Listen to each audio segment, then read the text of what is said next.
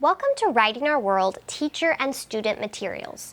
The objective of this video is to clearly outline for you where to find the teacher materials and where to find the student materials when you're implementing Writing Our World in your classroom or private practice. Now, let's start with the teacher materials. They're pretty easy to find because the bulk of the Writing Our World curriculum is the teaching material.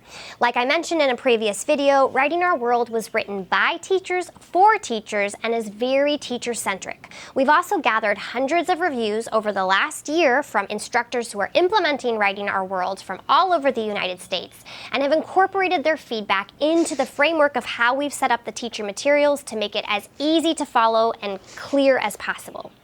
The student materials are housed in 3 places for easy access. They're housed at the beginning of each skill. So for example, all of Skill 1 student materials are linked right at the top of Skill 1 across all grade bands. They're also linked throughout the lesson at the place we recommend you use them.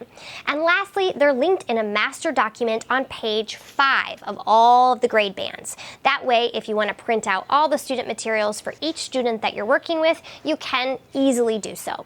Now, please do not request access to the student material documents as we will be unable to give it to you. However, we have a solution. You can just make a copy, click File, make a copy, and then open an editable version, which we've done very intentionally so that you can individualize the student materials to your exact student population. Now, there are 3 types of student materials that you'll see throughout the entire Writing Our World curriculum. Number 1, there are anchor charts, which you use as reference charts after you've taught a skill to your students. Number 2, there are student application activities, which are there to give applied practice to your students for the skill that you just taught them and allow them a chance to get feedback from you as their instructor as well as their peers. And lastly, there are multiple types of assessments embedded throughout the curriculum for progress monitoring and instructional pacing decisions, which we'll talk about more in a later video and are a crucial part of the process. If you have any questions about where to find teacher or student materials, please don't hesitate to reach out to us.